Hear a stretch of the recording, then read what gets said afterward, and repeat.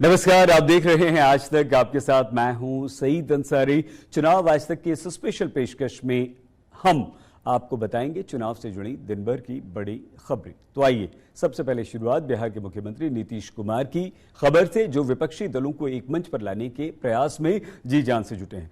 गुरुवार को नीतीश कुमार ने सीपीआई नेता डी राजा, सीपीएम नेता सीताराम येचुरी से मुलाकात की। येचुरी से उन्होंने कहा कि हमारा मूल उद्देश्य बीजेपी विरोधी वोटों के बिखराव को रोकना है। इसके लिए सभी दलों के नेताओं को एक साथ आने की जरूरत है। उन्होंने कहा कि बहुत जल्द सभी दलों की साझा बैठक होगी, उसके बाद सारी रूपरेखा तय की जाएगी। इससे पहले नीतीश ने राहुल गांधी और कांग्रेस के अध्यक्ष मल्लिकार्जुन खड़गे से मुलाकात की थी। साथ ही नीतीश दिल्ली के मुख्यमंत्री अरविंद केजरीवाल से भी मिले थे। तो आइए आपको बताते हैं कि विपक्ष के वोटों में बिखराव रोकने का नीतीश का फॉर्मूला क्या है।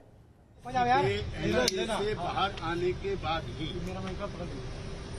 वो और लालू प्रसाद जी मिले थे सोनिया जी के साथ, और तब ये तय हुआ माइक थोड़ा नीचे करिए सभी। उसमें लीड ले, कांग्रेस पार्टी बड़ी पार्टी है, और उस समय तीसरे मोर्चे की जब बात चल रही थी तो हिसार में नीतीश जी ने स्पष्ट किया था कि तीसरा नहीं है, पहला मोर्चा है।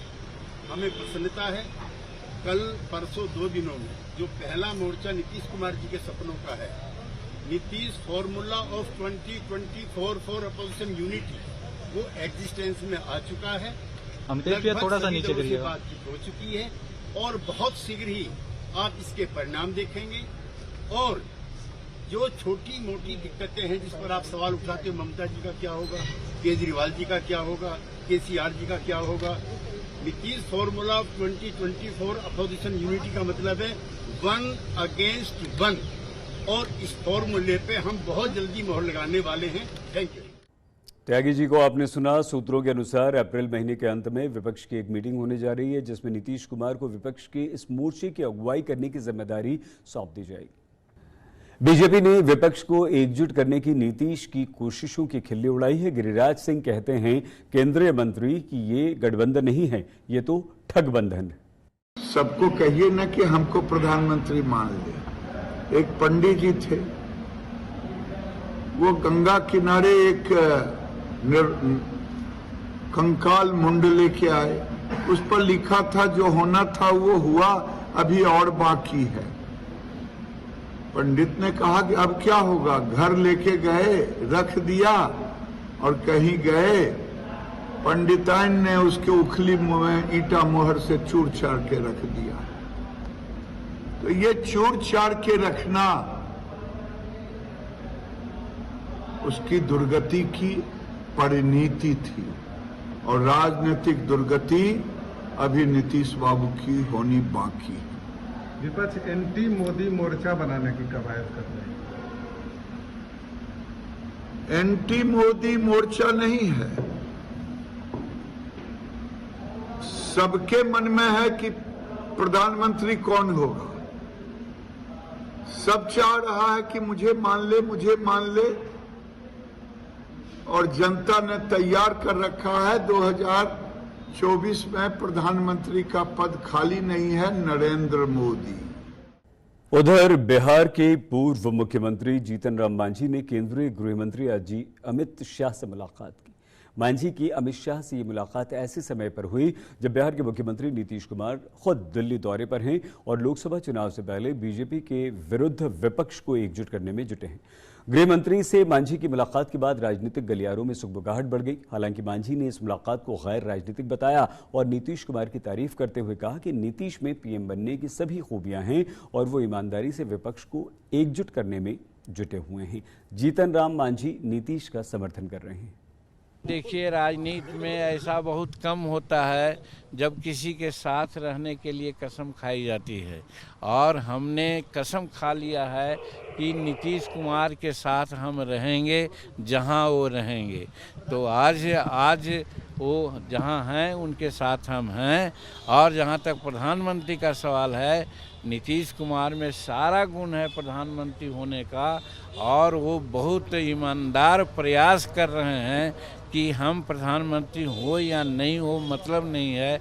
मतलब ये है कि विपक्षी एकता मजबूत हो ताकि 2024 में कुछ परिवर्तन हो सके। तो इसके लिए कहा तो कि सारी योग्यता है उनमें, लेकिन सवाल है एक का मामला नहीं है, मामला है गठबंधन का। और विपक्ष एकता होगा, बैठ करके कोऑर्डिनेशन कमेटी बनेगी और कोऑर्डिनेशन कमेटी में नेता का नाम तय होगा, वो प्राइम मिनिस्टर हो सकते हैं। अगर नीतीश कुमार का भी नाम प्रधानमंत्री के रूप में आएगा तो निश्चित रूप में वो स्वीकार करेंगे। जैसा कि हम लोग को मालूम है, वैसे तो कहते हैं कि हम प्रधानमंत्री के उम्मीदवार नहीं हैं, लेकिन हम लोग चाहते हैं कि वो प्रधानमंत्री के उम्मीदवार बने और भारत के प्रधानमंत्री हों। जीतन राम मांझी की पार्टी हिंदुस्तानी आवाम मोर्चा नीतीश कुमार की महागठबंधन सरकार में शामिल है। उनके बेटे संतोष मांझी नीतीश सरकार में मंत्री भी हैं। भले ही मांझी नीतीश की तारीफ कर रहे हूं, लेकिन चर्चा यह है कि इन दिनों मांझी के रिश्ते नीतीश कुमार से ठीक नहीं चल रहे हैं। वे खुद को महागठबंधन में अलग थलग महसूस कर रहे हैं। ऐसे में कयास लगाए जा रहे हैं कि 2024 के लोकसभा चुनाव से पहले मांझी एनडीए में शामिल हो सकते हैं। अगली खबर की तरफ रुख करते हैं। कर्नाटक में असंतुष्टों की नाराजगी झेल रही बीजेपी ने अब उन्हें मनाने का जिम्मा पार्टी के कद्दावर नेता और राज्य के पूर्व मुख्यमंत्री बीएस येदियुरप्पा को सौंप दिया है। लिस्ट में अपना नाम न मिलने पर कुछ नेताओं ने पार्टी से इस्तीफा दे दिया था, तो कुछ नेता पार्टी आलाकमान से नाखुश चल रहे हैं। ऐसे में कर्नाटक विधानसभा चुनाव से पहले बीजेपी को बगावत की चिंता सताने लगी। बीजेपी आलाकमान ने येदियुरप्पा को असंतुष्ट नेताओं से मिलने को कहा। येदियुरप्पा ने कहा, ये पार्टी समझती है कि कुछ नेता टिकट न मिलने से नाखुश हैं, लेकिन सभी को पार्टी आलाकमान के निर्णय का पालन करना चाहिए। वहीं टिकट न मिलने से नाराज कर्नाटक के पूर्व मुख्यमंत्री जगदीश शेट्टार को येदियुरप्पा ने आश्वासन दिया है कि पार्टी उन्हें 100% टिकट देगी।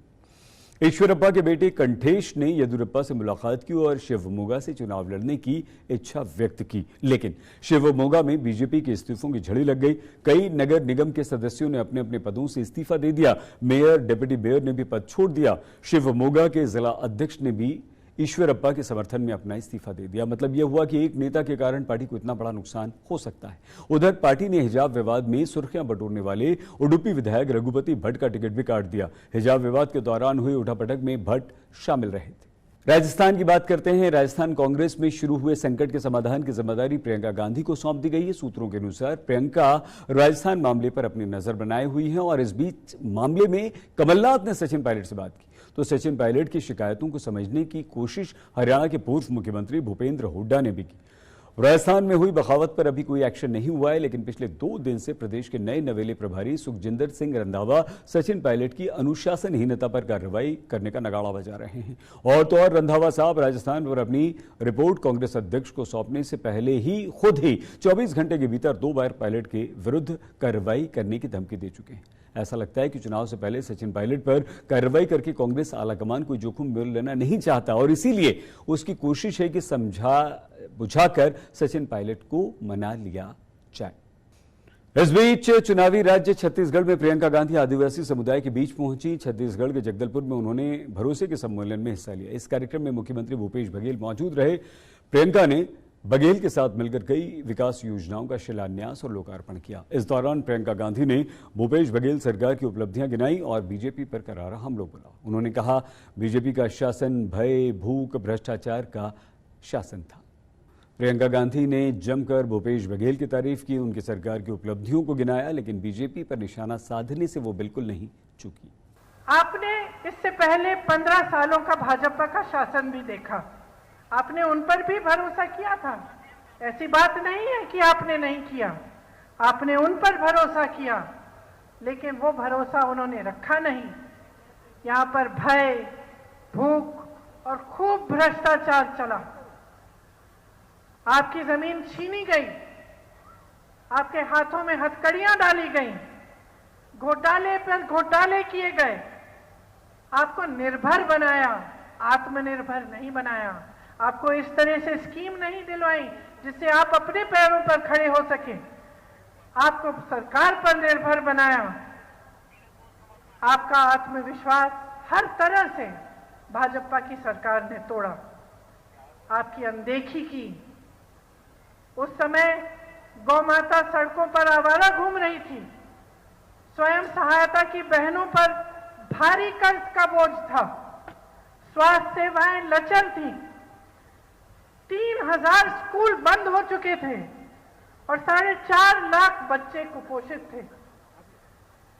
कांग्रेस ने इन 5 सालों में आपका गौरव आपको वापस लौटाया है।